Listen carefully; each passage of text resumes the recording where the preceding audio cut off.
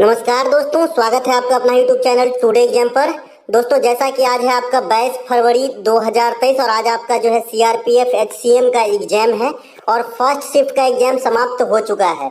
First shift के exam में GK और हिंदी के सेक्शन से जो भी प्रश्न पूछे गए सभी प्रश्नों को लेकर आ गया हूँ।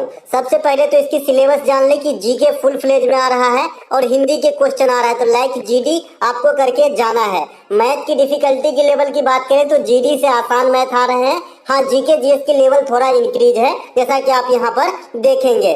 राम मंदिर के फैसला में जो न्यायाधीश का पीठ जमा हुआ था, जिसमें 5 न्यायाधीश शामिल थे, तो इसमें जो है मुस्लिम न्यायाधीश कौन थे, इस प्रकार के प्रश्न आपको पूछा गया है। तो ये थे आपका अब्दुल नजीर, है ना। इसमें बबोरे साहब थे, चंद्रचूड़ साहब भी थे, है ना, और अब्दुल नजीर साहब भी थे, जो मुस्लिम न्यायाधीश होने का जो है इनके नाम से गौरव है, और ये भी शामिल रहे थे राम मंदिर के फैसला में। तो यहाँ पे राइट आंसर अब्दुल नजीर करना था। एक प्रश्न पूछा गया था कि सिंगालीला वन्यजीव अभयारण्य कहाँ स्थित है। देखिए, सिंगालीला वन्यजीव अभयारण्य जो है ये आपका पश्चिम बंगाल के दार्जिलिंग में स्थित है। पश्चिम बंगाल में अन्य जो है आपका नेशनल पार्क जो है, पश्चिम बंगाल के अलावा जो मैं बता दूं उधर के नेशनल पार्क जैसे असम में कौन कौन सा है, तो नमेरी है, डिब्रू सखेबा है, मानस है, काजीरंगा है। ये सब असम के जो है प्रमुख नेशनल पार्कों में से हैं। पश्चिम बंगाल में ही आपका सुंदरबन डेल्टा, जो दुनिया का सबसे बड़ा डेल्टा है, सुंदरबन मतलब पश्चिम बंगाल में ही अधिकांश भाग इसके स्थित है, जिसे गंगा ब्रह्मपुत्र डेल्टा भी कहा जाता है। ठीक है, ये बात सब ध्यान रखेंगे। दार्जिलिंग चाय को भी याद रखेंगे। इंडिया में जीआई टैग प्राप्त करने वाला प्रथम वस्तु था दार्जिलिंग चाय 2004 के अंदर। ठीक है, इसके अलावा गोताखोर जो होता है, जो आपका पनडुब्बी वगैरह में जाते हैं गोताखोर वगैरह, तो कौन सी गैस का सिलेंडर का जो उसके पीठ पे आप देखे होंगे, तो कौन सा गैस उसमें रहता है, तो इसे एक्वाग्लांस कहते हैं। इसमें आपका हीलियम प्लस ऑक्सीजन को मिलाया जाता है। ऑक्सीजन तो हम लोग जनरली लेते ही हैं, लेकिन इसे हीलियम मिला के जो है इसे रवा किया जाता है, ताकि सांस लेने में, क्योंकि बहुत अंदर जाएगा तो वहाँ पे सांस लेने में तकलीफ ना हो, इसीलिए इसमें हीलियम मिलाया जाता है। तो राइट आंसर हीलियम हो जाएगा।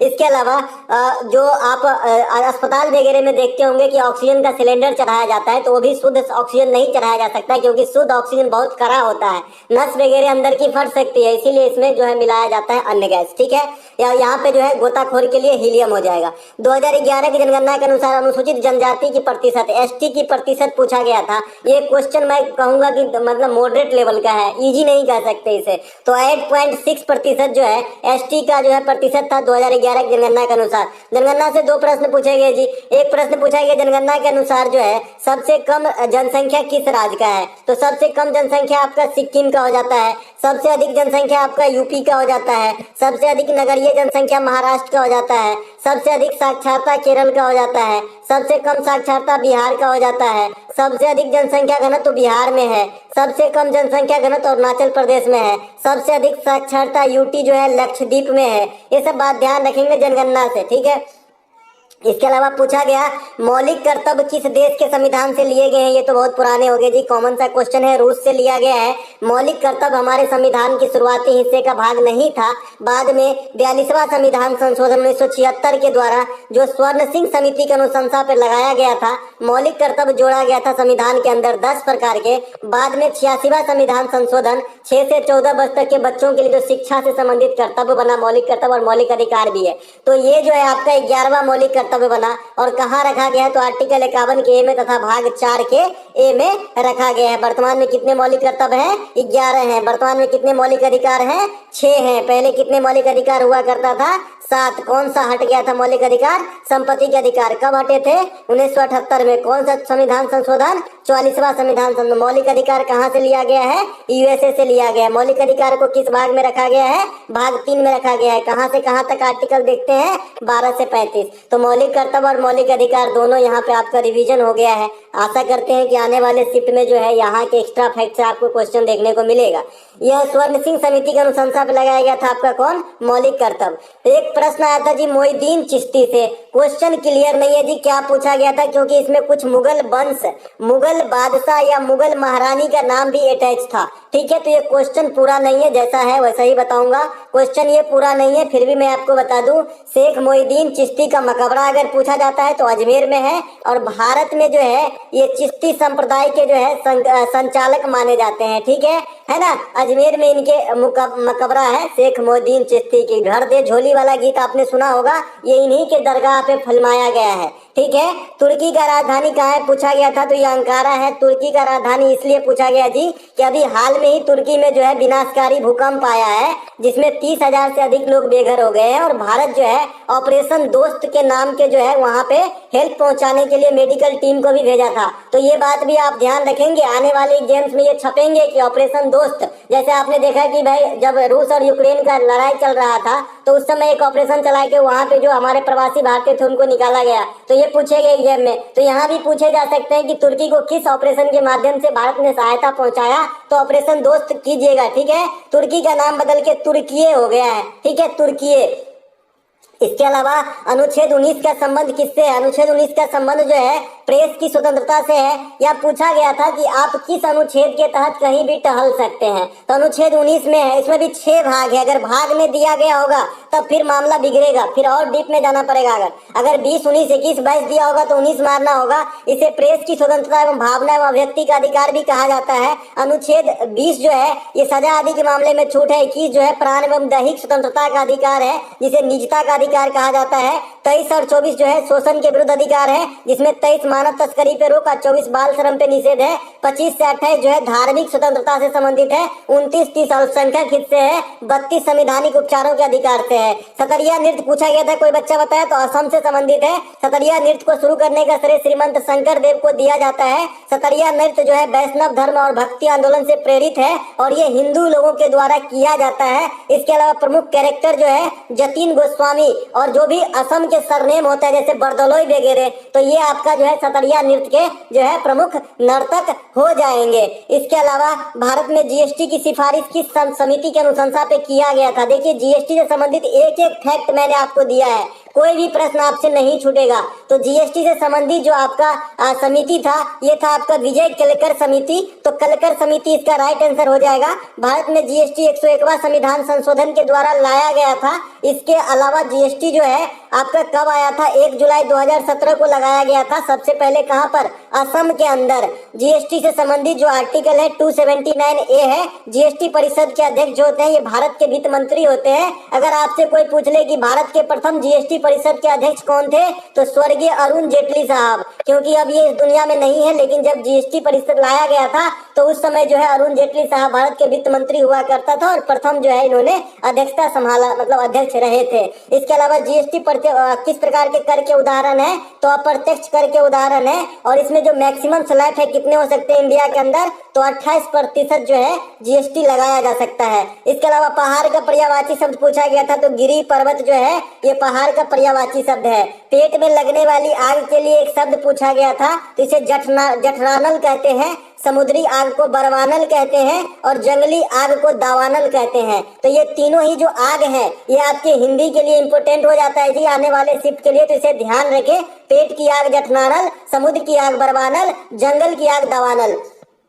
जो बच्चे बोल रहे थे कि एनालिसिस करवाइए, तो मैं पूरा कोशिश करूंगा दोस्तों कि आपको हर शिफ्ट का एनालिसिस करा पाऊं। संविधान के किस अनुच्छेद में ज्वाइंट सीटिंग की व्याख्या की गई है? पहले भी बताया हूं, 108 में ज्वाइंट सीटिंग की व्यवस्था की गई है, जिसमें राष्ट्रपति लोकसभा और राज्यसभा को संयुक्त बैठक के लिए बुलाते हैं, लेकिन अध्यक्षता जो है स्पीकर के द्वारा किया जाता है। अभी स्पीकर कौन है? ओम बिरला है जी। पहला स्पीकर गणेश वासुदेव मांवलकर है। पहला जो है आपका उपाध्यक्ष लोकसभा के अनंत संयम जी थे। सबसे अधिक दिन तक लोकसभा के अध्यक्ष रहने वाला बलराम जाखड़ साहब थे। ये सभी बातों को ध्यान रखना है। पहला जो है लेडीज अध्यक्ष मीरा कुमार हुए थे, कुमारी नहीं कुमार। 110 जो आर्टिकल है ये धन विधेयक से संबंधित है जी। 112 जो है ये वार्षिक वित्तीय विवरण यानी बजट सबसे संबंधित है। भारत का सबसे लंबा बांध पूछा गया था, मॉडल प्रैक्टिस सेट में बता दिया हूँ जी। सबसे लंबा बांध पूछे, सबसे ऊंचा पूछे, सबसे ऊंचा ज्वारीय बांध पूछे, सब बता दिया हूँ। तो सबसे लंबा बांध हीराकुंड बांध है, ये जो आपका महानदी पर उड़ीसा के अंदर है, ये बिजली उत्पादन करता है। भारत की सबसे ऊंची बांध टिहरी बांध परियोजना है, ये भागीरथी और भिलांगना नदी के संगम पर उत्तराखंड में है, और ये भारत के सबसे ऊंचा बांध भी है, 261 मीटर ऊंची है। भारत में सबसे ऊंचा ज्वारीय बांध कहेगा यानी ग्रेविटल डैम, तो ये आपका भाखड़ा नांगल बांध होगा जो सतलज नदी पर पंजाब में स्थित है। भारत की सबसे लंबी पुल है ढोला सादिया ब्रिज जो असम के ऊपर है और ये ब्रह्मपुत्र की सहायक नदी लोहित नदी के ऊपर में बनाया गया है।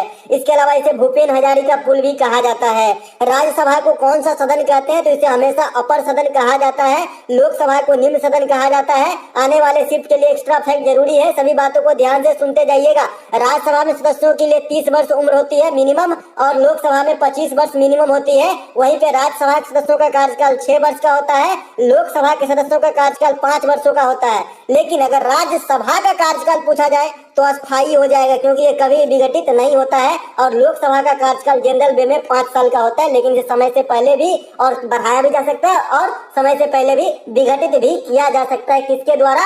राष्ट्रपति के द्वारा। कौन से आर्टिकल के प्रयोग करके? आर्टिकल 85 का प्रयोग करके।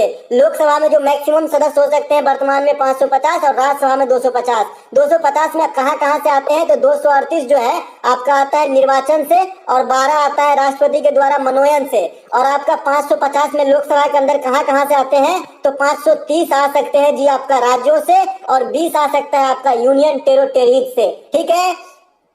इसके अलावा एक प्रश्न पूछा गया था, शायद कोई बच्चे बताए कि नहीं पूछा गया था, एक बच्चे बताए कि पूछा गया। अब भाई पूछा गया नहीं बच्चे पूछा गया, आप जैसे आप लोग में किसी की एग्जाम होता है तो आप मुझे टेलीग्राम पे क्वेश्चन पोस्ट कर सकते हैं। दिल्ली के मुख्यमंत्री की नियुक्ति कौन करता है? तो दिल्ली के उपराज्यपाल करते हैं। अब 2 बच्चे में से एक बच्चे बताए पूछा गया, मैं फिर भी रख लिया हूँ अगर पूछा गया हो तो। ठीक है। दिल्ली के जो उपराज्यपाल पहले अनिल बैजल थे वो चले गए हैं, अब विनय जी बने हैं।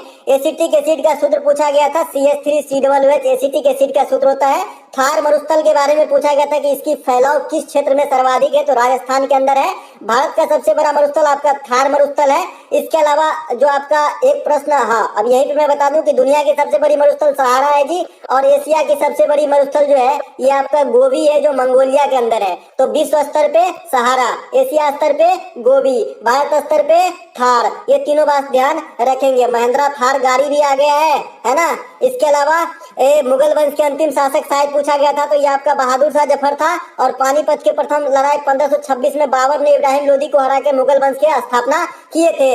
मालाताल झील भी देखने को मिला है, तो मालाताल झील जो है उत्तराखंड में है। जो भी ताल लगा एंडिंग झील है लगभग आपका उत्तराखंड में है। नौकचिया ताल, खुरपताल, मालाताल, सालाताल, ये जो भी है आपका है ना, राकस ताल, ये सभी जो है लगभग उत्तराखंड के अंदर है। कपड़ा का तत्सम शब्द पूछा गया, देखिए तत्सम, तद्भव, ये सब शब्द पूछे जा रहे हैं तो आपको करके जाना है। इसके अलावा गरबा नृत्य भी पूछा गया, कोई बच्चे बता रहे हैं, तो ये आपका गुजरात में है। एक प्रश्न पूछा गया था कि हाल में ही न्यूजीलैंड में कौन सा तूफान आया? तो गैब्रियल तूफान आया है। वैसे न्यूजीलैंड के जो स्टैटिक्स फॉर्म में जो आपका हवा का झोंका चलता है इसे नॉर्वेस्टर कहा जाता है। ठीक है। तो दोस्तों ये थे आज के प्रथम शिफ्ट में आए सभी प्रश्नों का गहन एनालिसिस। अगर आपको अच्छा लगा तो जोरदार से लाइक कर दीजिए। मिलेंगे एक नई वीडियो में, तब तक के लिए जय हिंद।